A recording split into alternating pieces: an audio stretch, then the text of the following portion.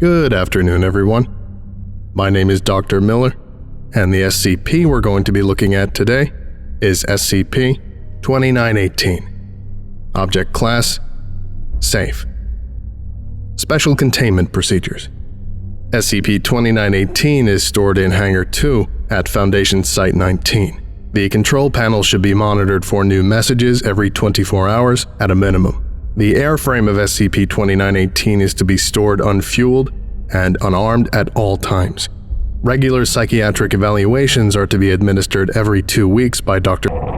a specialist in child psychology with experience in anxiety treatment.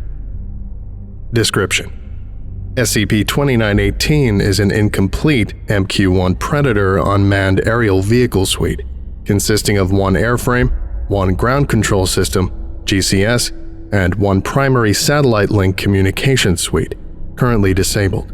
The GCS is configured into 4 cockpits to communicate with up to 4 airframes, but burn damage and ordnance fragmentation has rendered 3 out of 4 cockpits inoperable.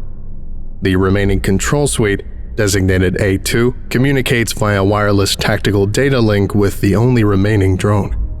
SCP-2918 is capable of generating messages on the GCS system's monitor and has displayed significantly enhanced feedback control. The system has been observed as communicating its diagnostics in simple English, occasionally producing visual aids in the form of bitmap images. The nature of these messages imply that the airframe is self-aware. Foundation testing has placed the airframe's intelligence and emotional maturity as on par with that of a 10 to 12-year-old child. SCP-2918 is largely docile, but displays symptoms of anxiety and post-traumatic stress disorder, including nightmares and flashbacks. Aside from its apparent sapience and ability to communicate, SCP-2918 displays no anomalous properties. The drone is an MQ-1B Predator of unmodified build with standard hardpoints for payload delivery.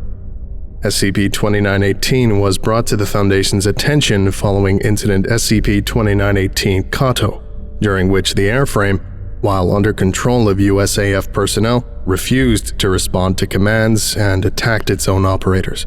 In the process, the GCS was damaged and the other airframes eventually crashed, not being able to receive commands to return and being unable to refuel. Their wrecks displayed no anomalous properties and were eventually scrapped. Though SCP-2918 has not displayed any independent motion since Incident SCP-2918 Kato, it is stored unarmed and unfueled as a standard safety precaution. No experimentation involving fueling SCP-2918 is to be undertaken at this time. Interview Log SCP-2918 51. Note: all psychiatric interviews are conducted through the GCS control panel. As such, SCP-2918 is rendered as UAV A2 and Dr. is rendered as Pilot A2. Good morning, 2918. This is Dr. Good morning, Doctor. How are you feeling today? Bad dreams.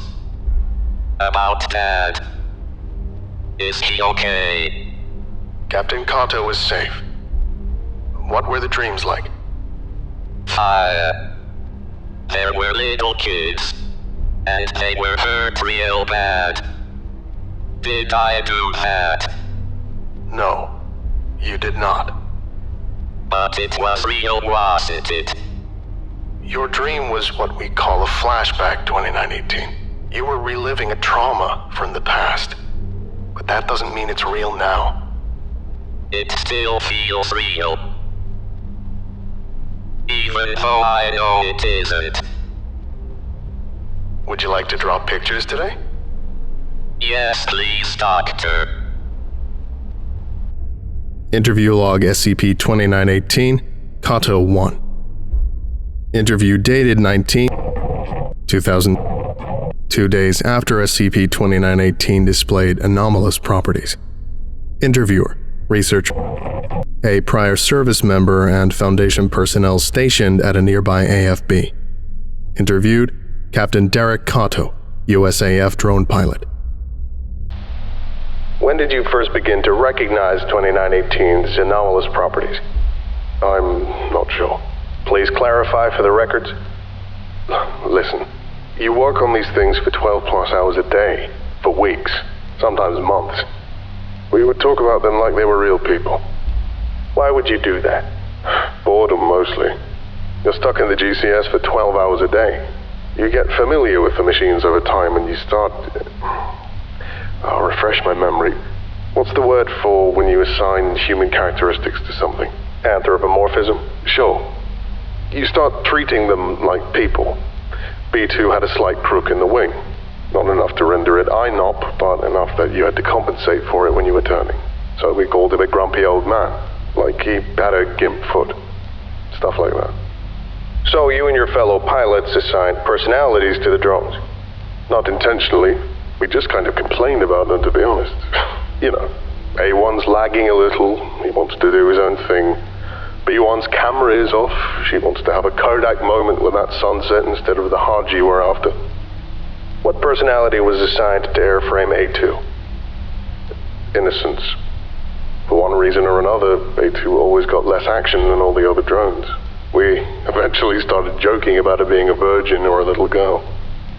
Did the system display any anomalous properties before the event? Like I said, they had their own problems. We didn't think it was out of the ordinary. Well, except maybe that we weren't putting enough effort into the maintenance. Most crews wouldn't let a crook in the wing or a laggy turbine go on for so long, but we just chalked it up to a high ops tempo. The colonel wanted us to take them on missions practically every day. Barely enough time for us to sleep and eat and refuel. Then we'd be back up. Can you describe for us the events on 17-2000? Captain Cato's demeanor shifts notably during this portion of the interview. Though he appears uncomfortable, his face is expressionless and maintains strict military bearing. Yes, sir. On the 17th, we undertook a night mission in... We were looking for an insurgent leader in the area. Our night monitoring was poor, but we believed we had found him in the presence of several civilians. We asked for mission clarification and were told to proceed regardless of the civilian presence. At the time, I was operating airframe A2. She refused to fire. When you say refused, you mean... I issued the command to fire and airframe A2 did not fire. All systems displayed green and there was no mechanical failure.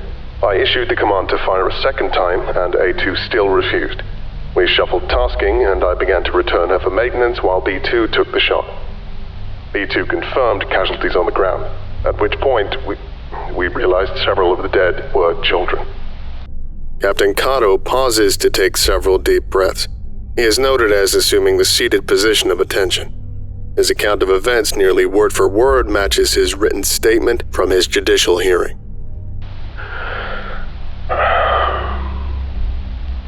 A2 began to accelerate on its return, even though no command had been issued to do so.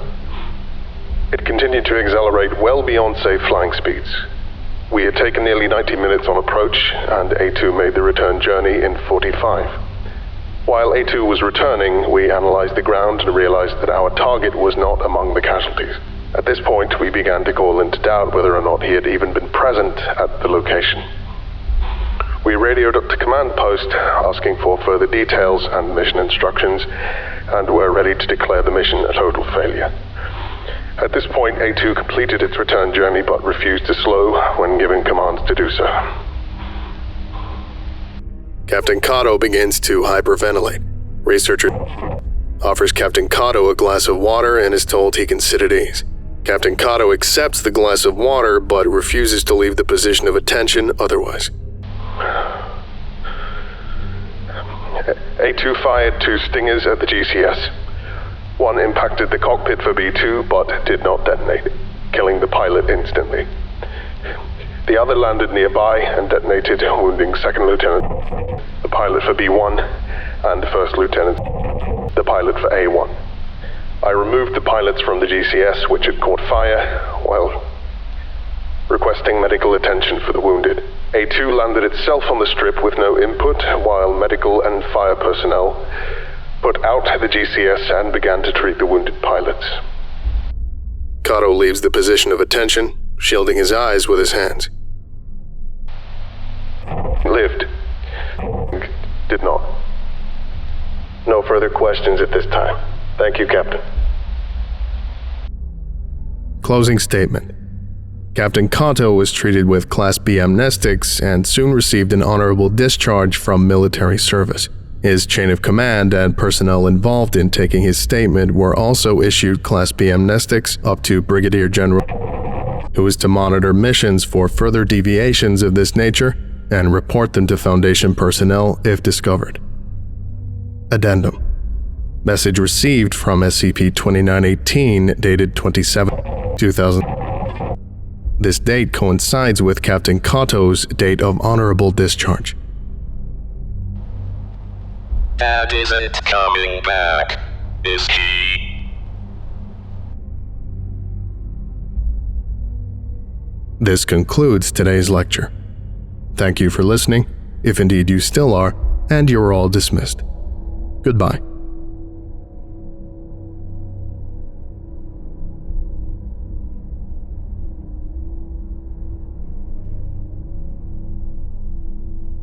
I would like to give a special thank you to Zargaran, Oh Crap Guy, Big Sip, Rowan O'Brien, Jack Wall, James Saba, Lost Boy, Signar, your local Foundation agent, Zazapan, Worthy Fire, Cupster, Dean Dingus, Braided Peach, Kignack, Mr. Duchuk, Sato Vos, Oscurovision, Grimnir, Extra Moments 123, Swift Raw, and Ebivi. If you would like a special thank you at the end of each of my videos, and some other cool stuff as well, visit patreon.com/TheVolgun. Thank you.